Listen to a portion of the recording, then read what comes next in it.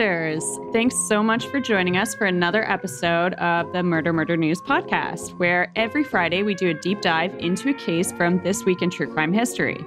I'm your favorite crime-fighting pixie, Angelina, and my lovely co-host Aurora can be best described as the real housewife of true crime. Together, we run the true crime cult of your dreams. If adorable baby goats, fields of wildflowers, and spooky stories by the campfire are your jam, then you've landed in the right place. And we want to wish all of you a belated happy Thanksgiving if you're in the U.S. and if you celebrate that rather problematic holiday. We hope that you enjoyed tofurkeys and turkeys and my favorite mashed potatoes. And I'm outside of the U.S. this year, so that's something that I really miss is a big old tofurkey. But I think we should petition on Aurora's behalf to replace Thanksgiving with just like potato day or something, like a potato holiday. Yeah, there's got to be something where we like just don't pretend that that colonizers didn't partake in mass genocide of indigenous people. Like there's got to be something better something to do. Better to celebrate than that. Yeah, I'm sure. That's nothing to be celebrated. But the food, that needs to keep happening. Yeah, if we could come up with another holiday where we can still have mashed potatoes with friends and family, your chosen family, maybe just your dogs, whatever feels good for you. That sounds great. Please invite me over. So just by tuning into this episode, you've made it onto our list of honorary monsters. But if you want to make it official, lucky for you, it's so easy to sign up. Just head over to patreon.com/murdernews and pledge any amount you can spare to show your support for MMN. In return, we'll send you a bit of murder merch, give you a shout out on the show, and you'll have exclusive access to Patreon-only content like our weekly newsletter and monthly special video episodes. This month, we're taking a look at a brief history of the insanity plea. So if you've ever wondered what exactly it means to plead insanity, how the law differs from state to state, or how it has changed and evolved over the years, you'll want to join us on Patreon so you don't miss November's exclusive episode. Let's kick things off with a look at the true crime stories that made headlines this week. This past Sunday, you might have already heard, but a driver and an SUV plowed through a crowd of people at a Christmas parade in Waukesha, Wisconsin. The driver killed 5 people and injured dozens more.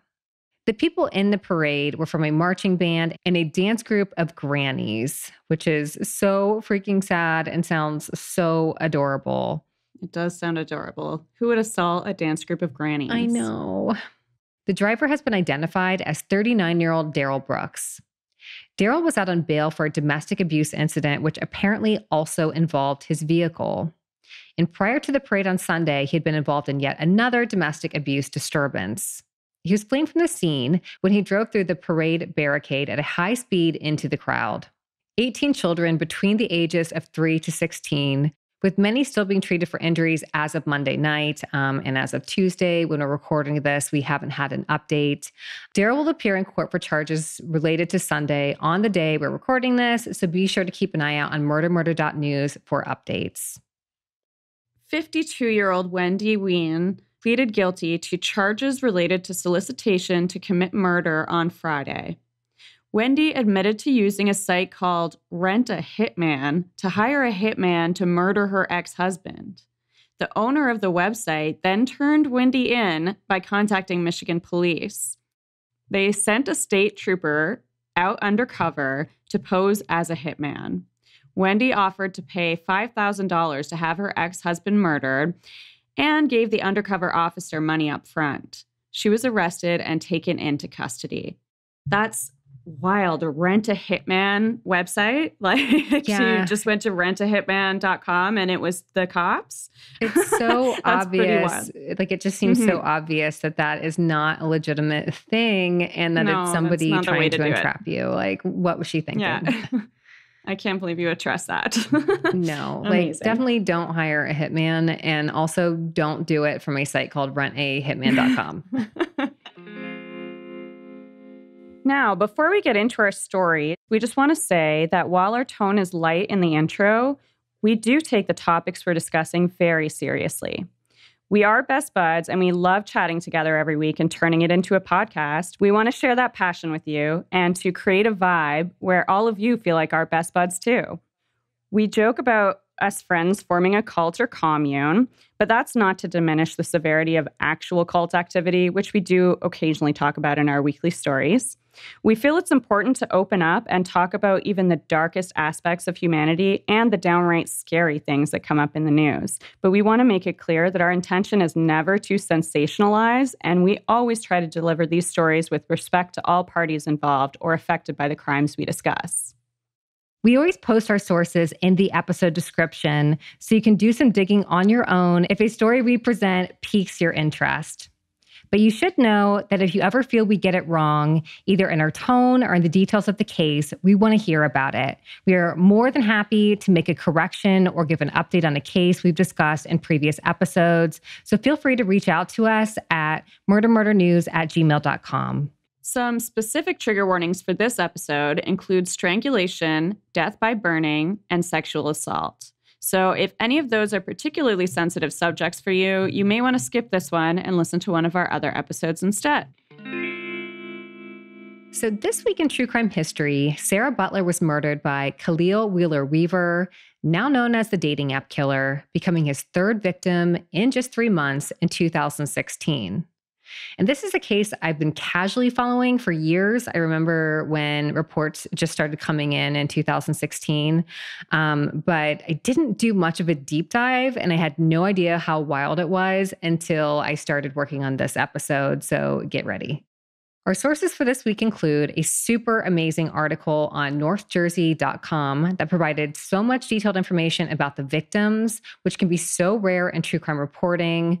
So amazing, amazing, amazing. High five to them for putting the victims first. It was just so wonderful to see. And also our sources included Fruit Loops podcast, which is one of my all-time favorites. If there's ever an episode I'm researching and they have an episode, they will be a source because they're awesome.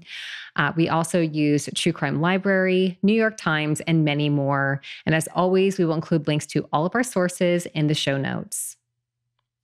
Before we jump into Sarah's story, let's back it up a little bit and start with a survivor story, because you know how much we love survivor stories. And get ready, this one is just beyond incredible. Tiffany Taylor met Khalil Wheeler-Weaver through a mutual friend when she was 33 and Khalil was 20, which was in the spring of 2016, which is right before his spree started.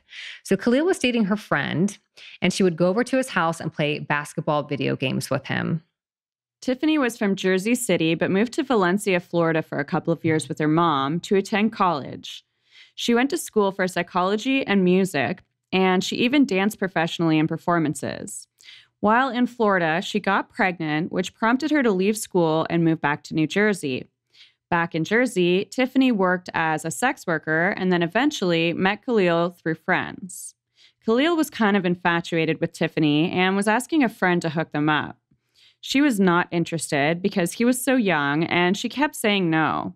He kept begging her to have sex with him for money, and Tiffany was honestly tired of men treating her like she was a sex object, so she started tricking men by getting them to pay up front and then robbing them. She decided to get Khalil off her back by agreeing to have sex and then robbing him too. On April 10, 2016, Khalil texted Tiffany his address at his parents' house in Orange, New Jersey, and Tiffany got there around 8 p.m.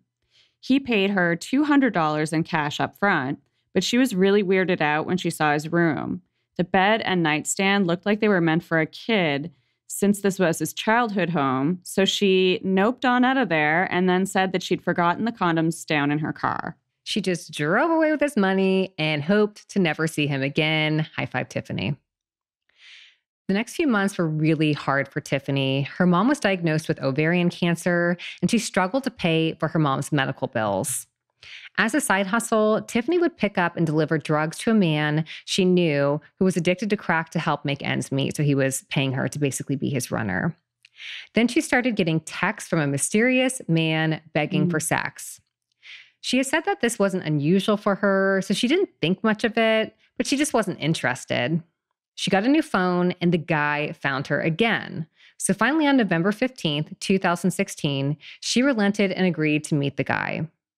Her plan was to once meet up again with this new guy, take his money, and get out of there because down with the patriarchy. She met the guy at the Ritz just before 8 p.m. The man Tiffany would deliver drugs to had been staying at the Ritz in room 32, so she was already familiar with the place.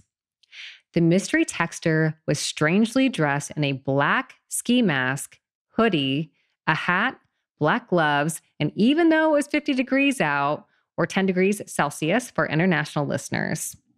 This probably sounds like a huge red flag, but according to Tiffany, it does get cold in Jersey, so she wasn't really surprised to see him dressed like this, especially since her focus was just on getting away with the money.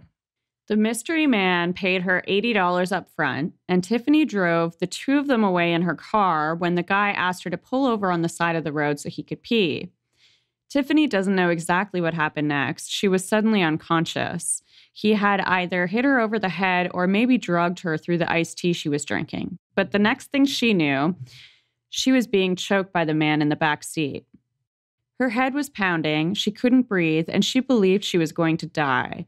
He had her mouth duct taped and her hands bound in handcuffs.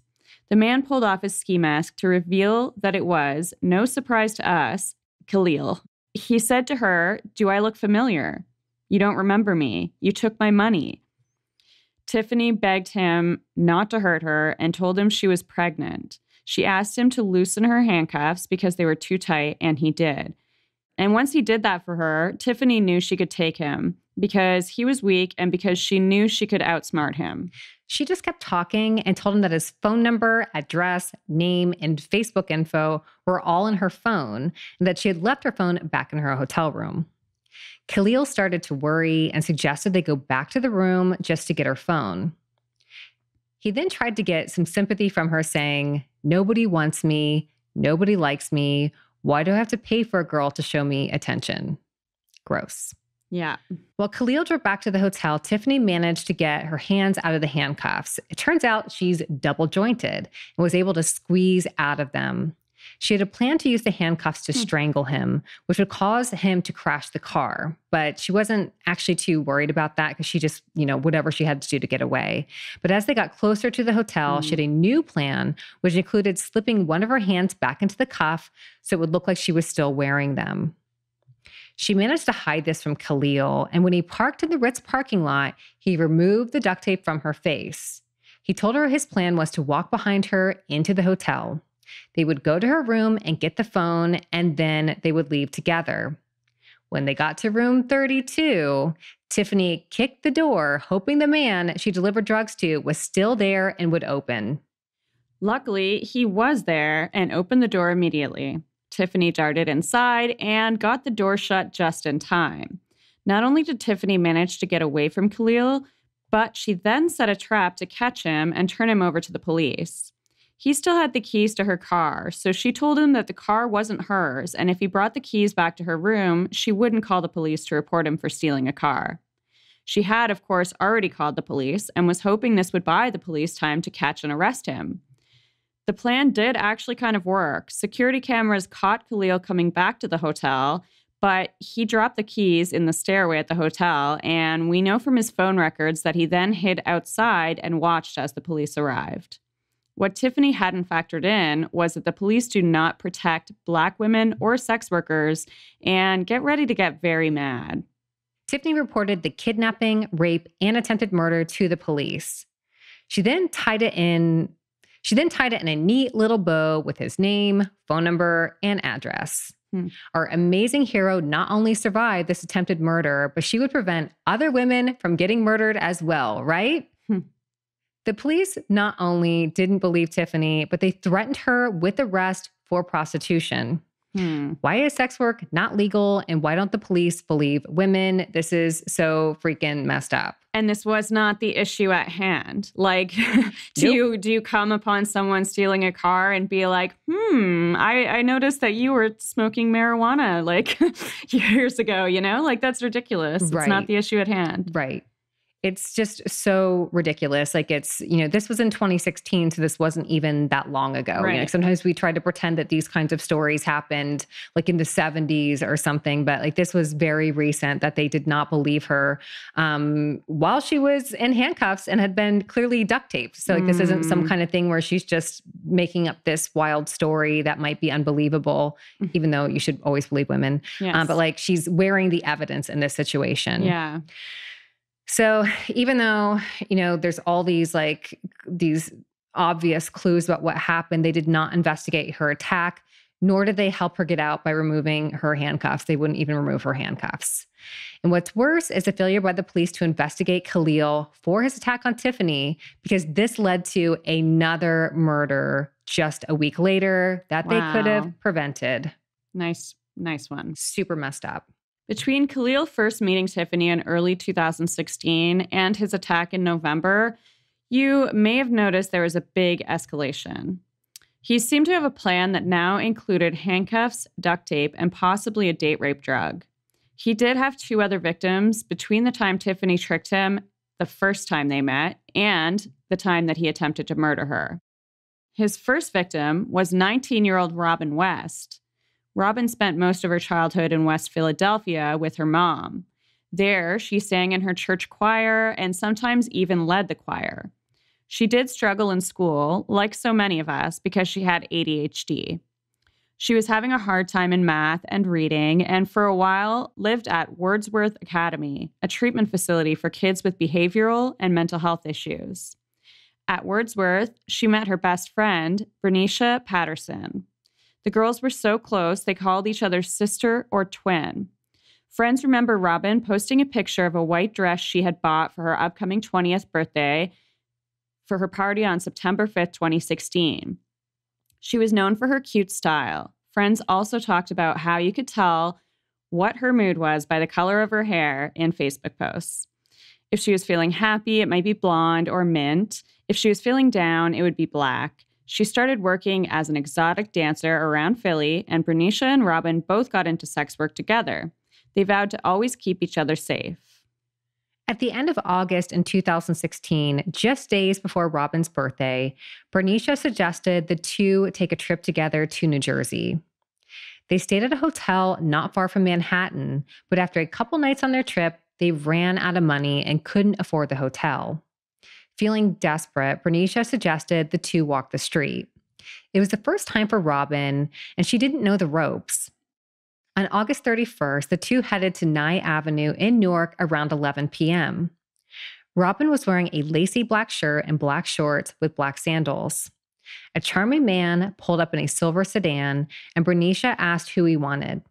He pointed to Robin, and she got in the car with him. Bernicia always had Robin's back, so she saved the driver's license plate in her phone and told him, "Be careful with my sister because I love her." The driver was, of course, Khalil, and he took Robin to an abandoned house in Orange, just 2 miles away from his childhood home. We know from data on his phone that he spent about an hour in the house, left around 1:30 a.m., and then set fire to the house.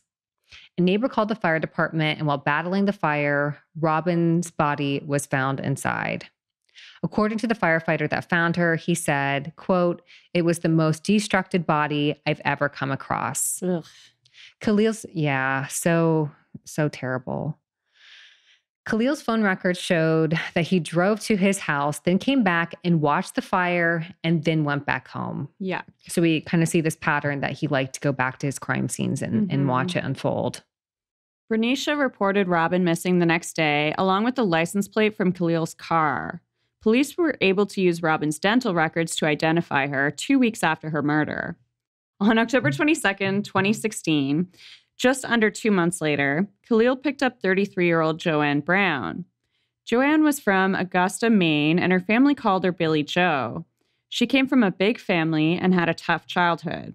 She had bipolar disorder and schizophrenia, but friends remembered her as being light and very into fashion and hair.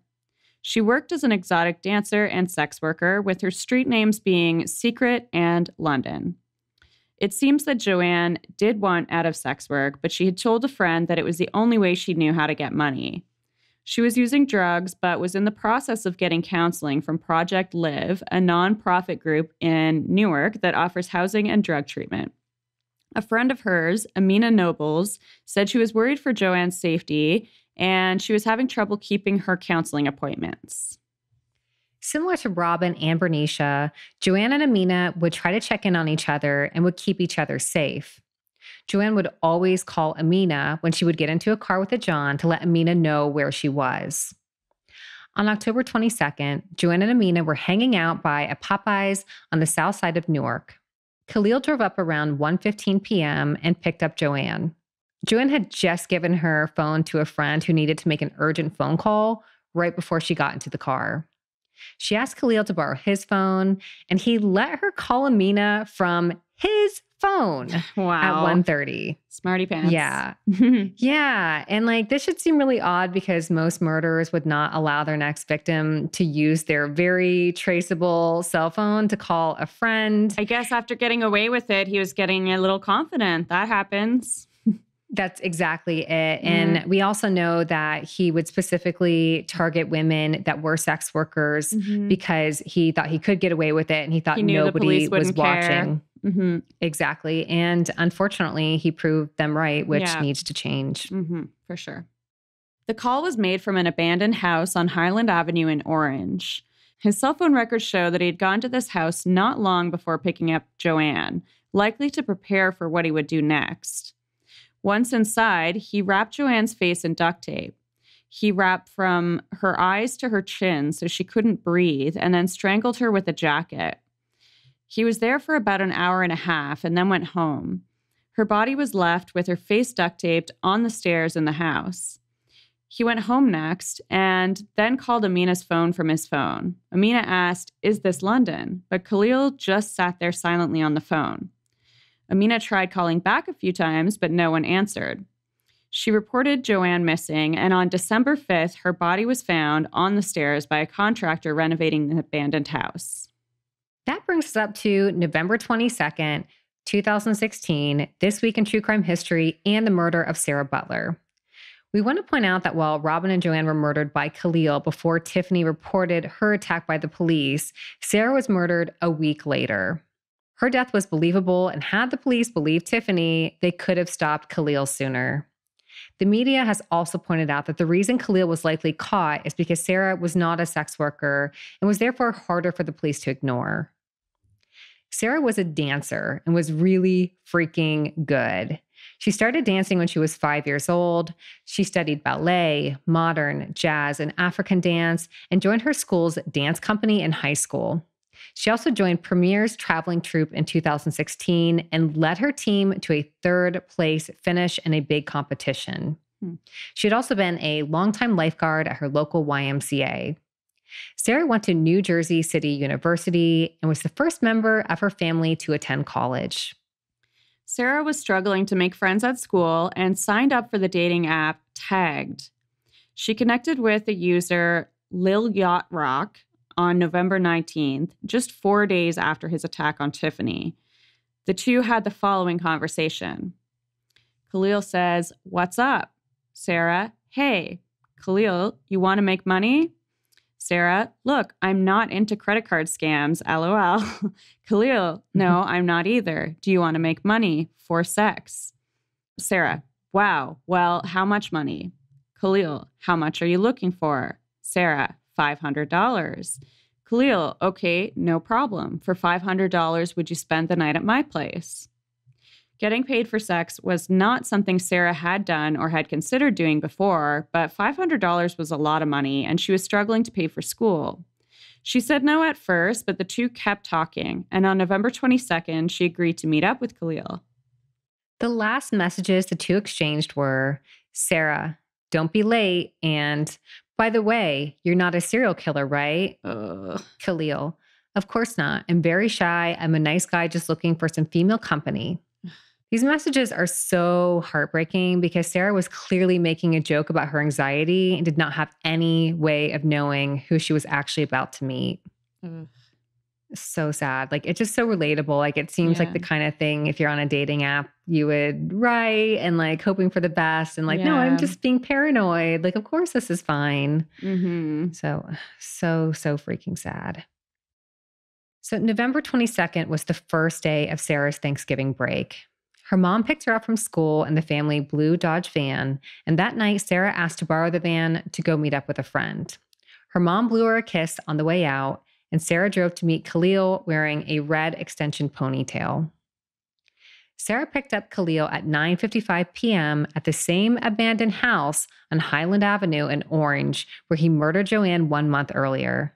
In fact, Joanne's body was still in the house, laying on the stairs with duct tape over her face. Oh my God. Yeah. And they didn't go in the house. So unfortunately, Sarah had no way of knowing, and Joanne's body would not be found for 2 more weeks. Wow.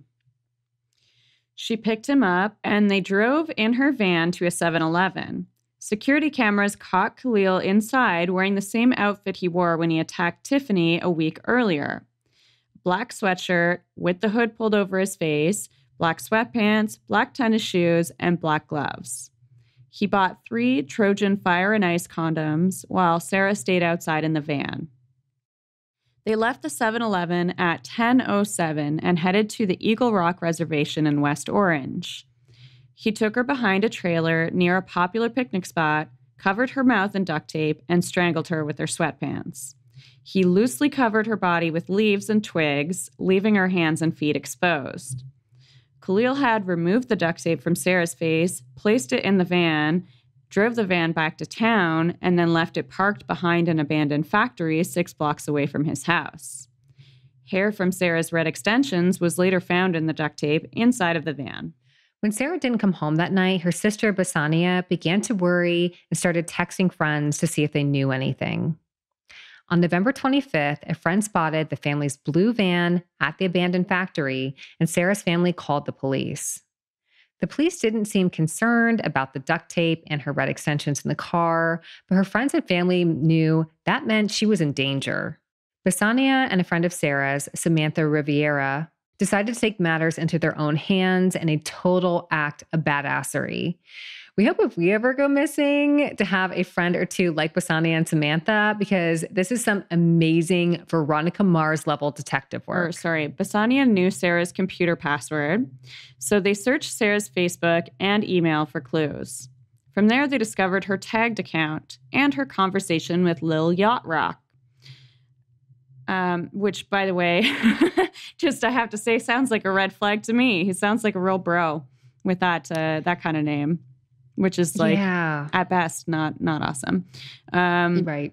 Anyways, they did what any good friend would do. They created a catfish account using a fake name and photos.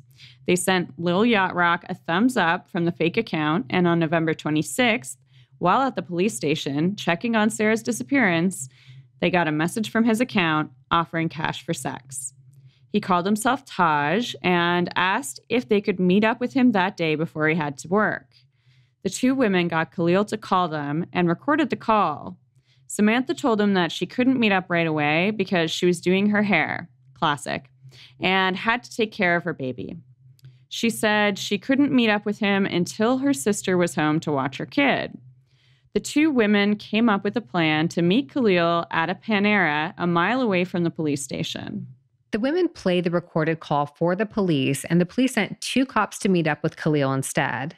The police who met up with Khalil said they had no body, no crime, and no suspect, and decided to let him go. And it's like, just when you think that they're going to do something about this, and then no. So police did use her GPS tracking on her phone and followed her last log location to Eagle Rock Reservation. They found Sarah's body on December 1st and arrested Khalil on December 6th. Khalil denied having any involvement in the murders, but his cell phone records provided a very clear record of what he had done. From the phone calls to Tiffany and Joanne's friends to the GPS records for his whereabouts at each of the murder scenes. And then there was his search history. He searched for things like how to create drugs potent enough to knock a human being unconscious, how to kill a person using household chemicals like bleach and ammonia, how to make homemade poisons to kill humans, and what chemical would you put on a rag and hold to someone's face to make them go to sleep immediately. Wow. Yeah. He also researched ways to erase tracking information from a cell phone, which he should have done this first. But fortunately, he was not successful in doing that. And also, high on the creepy scale, he researched how to become a police officer. I guess he knows how to really get away with stuff deep down. He didn't accomplish it, thank God, but oof. That's it. And like, I'm really glad that he didn't go that far because that sounds very, East Area rapist, Golden State Killer-esque. Yes, and like just having like becoming a police officer in order to carry these things out, like that absolutely was his diabolical. plan, which I'm sure was Joseph D'Angelo's as well. Like, maybe. That doesn't come from nowhere. It's like wanting that amount of power. Like you also get insider information about what tactics police have for evidence and like processing evidence, like how to hide this. Exactly. So let's be grateful that that did not happen and he got caught before he could become a police officer. He could get into that. Which would take like maybe 10 months or something? Is that not long enough? Is that what I heard? Yeah. Not long enough. So Khalil was 20 years old at the time of his arrest, and he grew up in a comfortable middle-class home in East Orange, and his stepfather and his uncle were police officers. Ugh. So he might have already kind of he was halfway there. Right. He had been working as a security guard at a hotel, and his friends described him as being handsome, quiet, and funny. And like in hearing people talk about him, and they also mentioned on Fruit Loops podcast that he does kind of have this like Ted Bundy-esque quality to him, like where like you could see kind of like dropping your guard, like he does, like he's quite tall, like he is a good-looking guy, and so he's good at pretending he's not a psychopath. He's good at putting on a little bit of a, some sort of character. Exactly. And like Tiffany liked him, like when she had met him, in the beginning, when she'd first met him, she just kind of thought he was young and immature, but they would play video games and were kind of buddies. So he seemed like he was just a normal, likable guy, and, So Tiffany testified against Khalil at his trial, as did many of the family members of his other victims. He was tried for 3 counts of murder, plus kidnapping, sexual assault, and attempted murder of Tiffany Taylor. He pleaded not guilty and was convicted of all of the crimes. He was sentenced to 160 years in prison. Should also mention he does still, like Ted Bundy, maintain his innocence up until like today, and says that they got the wrong guy and that he was framed. Yikes. Yeah. We recommend checking out a really powerful article we've linked to by Raven James on Medium that discusses the way Khalil was talked about by the media and the absence of sympathy for Black women in doing so. The article highlights the issue of talking about how Khalil was handsome and how he, quote, doesn't look like someone who would do something like that. Basically, it's pretty gross that anyone would have empathy towards a man who would murder 3 women and attempt to murder a 4th, and how this is tied to the fact that his victims were all Black women. Raven points out that Khalil picked his victims intentionally as people no one would take note of if they went missing. And then the police proved him right by not believing Tiffany.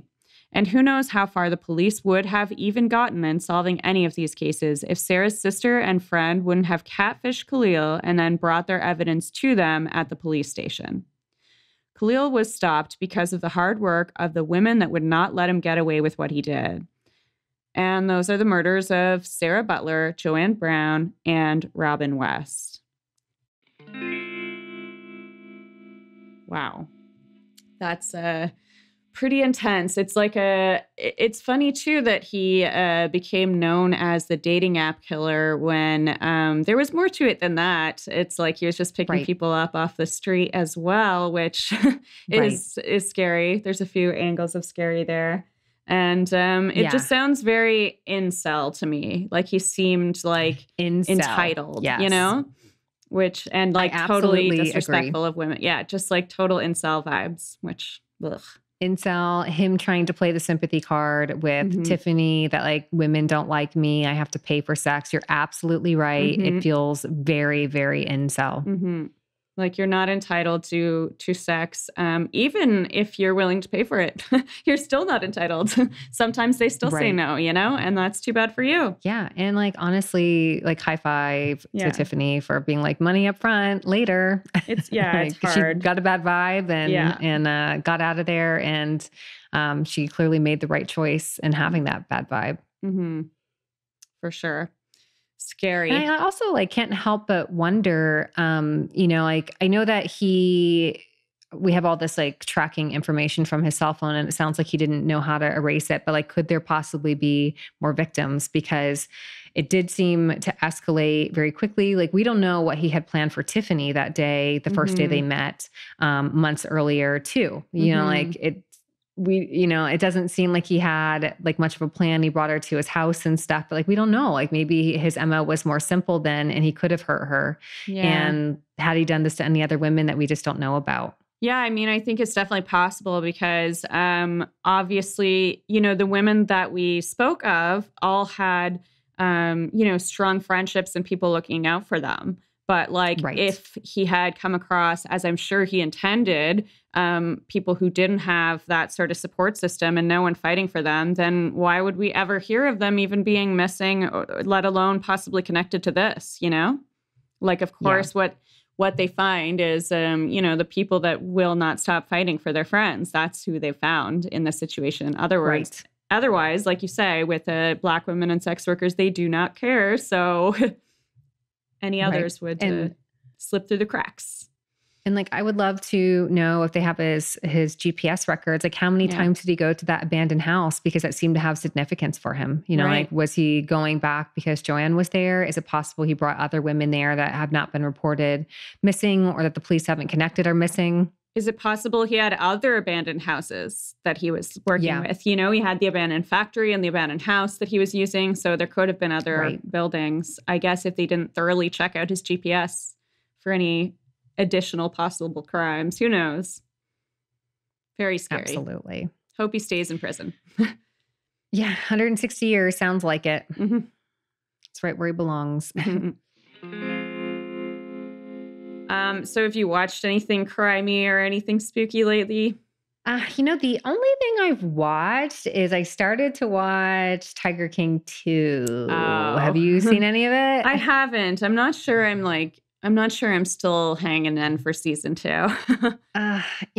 It's really cringy. I didn't finish it. And I've talked to other people that said that they couldn't finish it. I think like when the first one came out, we were all at this weird place in the pandemic and and we hadn't heard about it yet. We were just like, what is this? But now that we know what it is, we're like, okay. And they like, I don't know, they like the attention, obviously. So it's not something I want to participate in necessarily. And it's just like in watching the second season, it's like all of these people are so terrible. I find it hard to have any empathy for any one of them, whether they be in prison or whether they're getting harassed, which like none of this is okay, but like if somebody's wrongfully in prison or like being harassed by people, but like I just find it very hard to care about any single person involved in it. Well, and the clip that you reacted to for that TikTok video this past week, it was like a dude who was talking about animals as his property and that he can do what he sees fit, including killing and eating them, which is just like, animals are not property, friend. They're like, beings. They're sentient beings. Just like, it was really upsetting. It was really upsetting. And also that same guy, I won't say that. That's a spoiler alert. I'll let you all like jump in. Actually, he's so much worse than you could even imagine. And others in the film that are also abusing animals with their their illegal ownership of these big cats and stuff. Like they're which even like, this guy is the worst abuser. None of that should be happening. And, but they're all like, he's the worst abuser we've ever met. Right. But I'm sure there's so many out there, it's like, there's like even some so-called legitimate, like zoo organizations are abusive, and like it goes far beyond that with private citizens owning big animals, which should not be going on. They don't know what they're doing. I would say in maybe 9.5 out of 10 cases, like it goes wrong. I've seen like so many shows about that and heard accounts, apparently. Did you know about Melanie Griffith growing up with a lion? No. When she was a kid, her family had a lion. And oh my God. There's like a photo series of them like living with this lion and like playing with him and like him looking in the refrigerator and like sleeping in their bed and stuff. Like obviously nothing bad happened to them, but I would say probably every other case, it's like it goes wrong. There's so scary. It's just a bad idea. And I absolutely understand why somebody would want to own a lion. Like, I get it. Cute. Like, I would love to have a lion that didn't want to eat me and that I wasn't keeping in a cage and like just roam around free with my lion. Yeah. So many big, gorgeous animals. Like they're very cute. They're interesting to watch. But it's like our version is a house cat. That's what you can have. And it's like you notice even if you have a house cat, sometimes they like flip on you for a second and scratch you for no reason, even if they're the sweetest house cat, So like imagine that happened to this giant lion in that split second scratch. Like you're gone. That's it.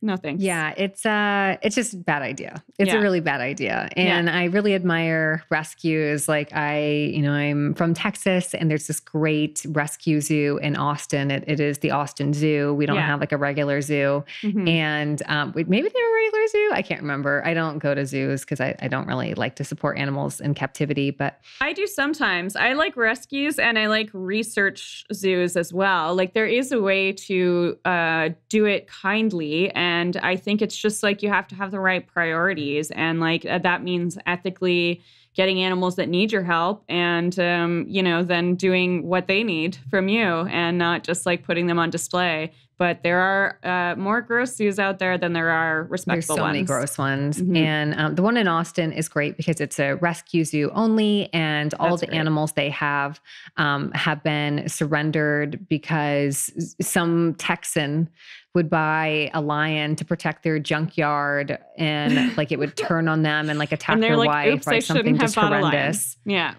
Yeah, it's real messed up. And so the Austin Zoo takes the animals, from like these like really bad housing situations and like does the best that they can. Like they're probably not living like the greatest, outdoor lives they could, but they've already been put in bad. What they were. Yeah. For sure. Yeah, like I don't like seeing lions in cages ever, but like clearly it's not an option to get them back to their like home and to rehabilitate them. But it's a cool zoo. Yeah. So let us know if y'all been watching Tiger King 2, what you think, if you really think Carol killed her husband or not, what you think of Don, because it sounds like he's the ultimate trash and he was raping a 15-year-old in Costa Rica. And I'm kind of like, horrific. I don't care about him. No. Yeah, that's gross. Very awful. Yeah. Ugh. Yeah. Yeah, Terrible. And if you're not watching Tiger King, then tell us what you are watching because we've come to like a weird dry spell. So I'm sure there's a bunch of stuff about to come out. So let us know what it is if you're on it already. Yeah, especially, we always see memes every year about why isn't Hallmark making true crime Christmas like rom-com kinds of things. And like, let us know if you discover one of those. I don't care if it's on Lifetime or Hallmark or Netflix or whatever. Like a rom-com meets thriller meets Christmas mystery. That would be wonderful. Yes. Yeah, that sounds like my dream show. So if you know of anything like that, like please, please, please, I will give you my phone number. Text me immediately. Like I need this now. I do have some book suggestions. Ooh. So after I finished reading I Know What You Did Last Summer for our upcoming book club, which we'll get into the details of in a little bit, I was really feel like reading some like casual like thrillers / horror books. Right. And so I asked for some recommendations and I got some really good ones. I got one from our number one Fanny. Thank you so much for responding. And that was for I think it's just called The Final Girls. the book. Okay, cool. I think it's like Riley Sager or something, the author. Nice. And I believe it's called Final Girls. There's two. There's like one that's like the Final Girls discussion club or something that I tried to read, and that one I did not like. But the regular Final Girls one I thought was really great. And it kind of plays off the horror trope of the final girl standing in a horror movie that everyone else has died and she's the virgin and she's, you know, like says no to drinking and like all these things. And like she's the last one standing because of her purity and goodness. And so it's really good. So it takes like this like real life approach to, there's like a group of women that were final girls in real life massacres. So like a bunch of their friends died on a camping trip or like something happened and like they're the last woman to survive. Wow. And they're like dying mysteriously. And interesting. So, yeah. Right. And so two of them meet up and one of them's like the bad girl. And we're like, is she the one that's killing the other ones? Like what's going on? And it's great. It's a great read. It is like a bit fluffy and entertaining. I read it. Actually, that one I think took me almost a week. Oh, it was longer, but it's really good. And I'm also reading the book that the TV series You is based on, which is just called You. It is called You? I thought it was called something else. Oh, then maybe they renamed it or something. I don't know. Maybe they renamed it. Yeah, but it's definitely called something You. Cool. And oh my God, it's so good. Yeah. I want to read books like that like forever and ever and ever. It's one that like I think I only have maybe because I'm listening to an audio and the voice actor sounds just like Paige Badgley. I think that's his name from Penn. Thank you. Yeah. Because I'm like a big Gossip Girl fan and somehow I don't know his name. It's like you know how it looks. You just don't hear it said. Yeah. Yeah. So the voice actor for the book sounds just like him. That's wild. Like they must have auditioned like so many people and found somebody that sounded exactly like him. So it's really good. And oh my God, it's so addicting. I've been just breezing through it and like looking forward to have things to do around the house so I can listen to my book. It's really good. I really want to read this now because, like, honestly, as much as some people have little complaints here and there for the series, I actually think it's pretty spectacular, especially now that we're like a few seasons in and we've really got it going. You know, it's like, I think it's fantastic. And I think the book is really well done. I would say it's like, I kind of prefer it to the angle they take in the TV show about it being like a little extra. The show's like a little over the top and a little bit like teen drama feeling. Yeah. The book is more serious. The writing is actually very good. Huh. Like shockingly good. Awesome. And you can tell like the writer is like very well read and like it's really beautifully done. It's like quite poetically written. And it is just so engaging. So if you like the TV show, if you kind of like the TV show, but you didn't love it because you thought it was a little too fluffy, the book is less fluffy and like and much darker, honestly. Like you're getting all of his like internal dialogue and it's really dark. It's kind of sexy and like, oh no, this is a serial killer. Why am I feeling this way? Like kind of thing. But like they're playing a trick on you. Yeah. Yeah. I feel very tricked for sure. But it's great. So I highly recommend that. Maybe for book club sometime. Yeah, that actually sounds like not a bad idea. I would like to read it for sure. Yeah. I do have a pup date for y'all. Oh, a pup date. Yes.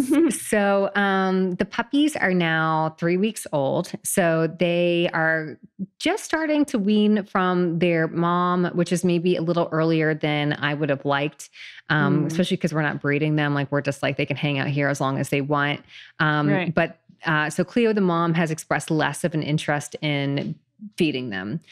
So I was starting to get a bit worried because she's kind of like, I'm over it. I've already done the mom thing. I want to sit around with my girlfriends and have wine and whatever, which I totally respect and understand. So she's been not happy being in the crate with them at all. So I was like, okay, we've got to kind of speed up this process and make sure they're getting enough nutrients. So we started, I'll post some videos. We started doing a little bit of their puppy mush food with like some dog milk in it, which is so weird. That's and cute. it's so cute. Like they lick it off a plate. Like they're just like slurping it up. It's very adorable. Aww. And then just today they started sitting up on their like front paws, like how dogs sit, like a dog in a sit command, which is very new for them. And they're taking their first steps, actually picking their bellies up and kind of wobbling around on their four legs just for a couple steps at a time. It is so cute. Aw, new wobbly puppies. That's so cute. Yeah. You're going to post this video too, right? Yeah, we will definitely. I will post. I think everyone needs to see this. You all need to see it. So I will post both of those to Instagram on Friday. Oh, man. I love these puppies. Yes, me too. Oh, and one of them has a name. It's not a spooky name. Okay. I'm sorry to say, but one of my friends came to visit in Budapest from Florida, and him and his partner came over to meet the puppies, and they just fell in love with one of them. He like fell asleep in my friend Trey's hand for like an hour, and they don't really like to be held. So it was like definitely this special moment that he was actually letting Trey hold him for that long. And so that puppy is going to go back to the US where they live in Florida, and his name is Carl. Gosh. Aw, that's so cute. Yeah, really cute. So I'm going to be back in the US for filming on my husband's show in probably March. So we might bring the puppy back on the plane for them. Oh my God, that's awesome. Yay, one puppy found a home. Yay. Well, I guess that's enough murder for 1 week.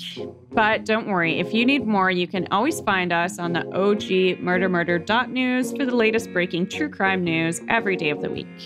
You can also find us on Instagram at Murder Murder News, where this week we posted a clever meme about the trash that is the American justice system. You can also find us on Twitter at Murder News, where we link to our story about the murder of rapper Young Dolph.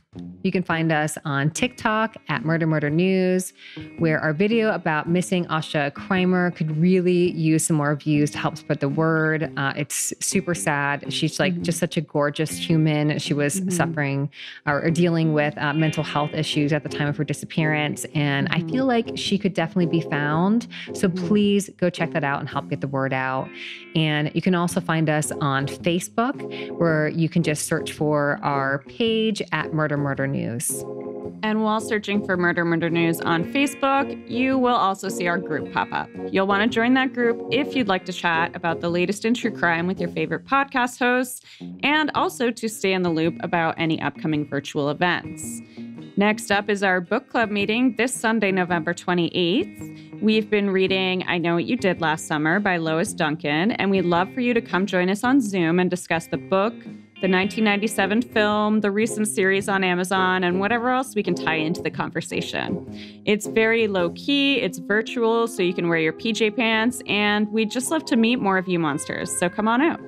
And also, if you're enjoying the show, don't forget to leave us a 5-star review on Apple Podcasts. It really does help us get discovered by new listeners, which we could really use. And, you know, it's nice. We're getting so many listens right now. And that's wonderful. We love to get to interact with all of you, but we're not getting any reviews from it. So if you do like it, we would be so appreciative if you took the time, said a few words, give us some feedback. If you don't like the show, then this is actually Beyond the Rainbow. No, I'm kidding, CJ. We love you. Also leave CJ at Beyond the Rainbow. Oh my goodness. I'm kidding. Beyond the Rainbow CJ's is great. amazing. Yes. Leave us both reviews, please. Yeah, That's do all. it. Just do it. That's all. We'll send you exclusive puppy pics. Yes. Thanks again for listening. Have a great week and see you next Friday. Bye. Bye, friends.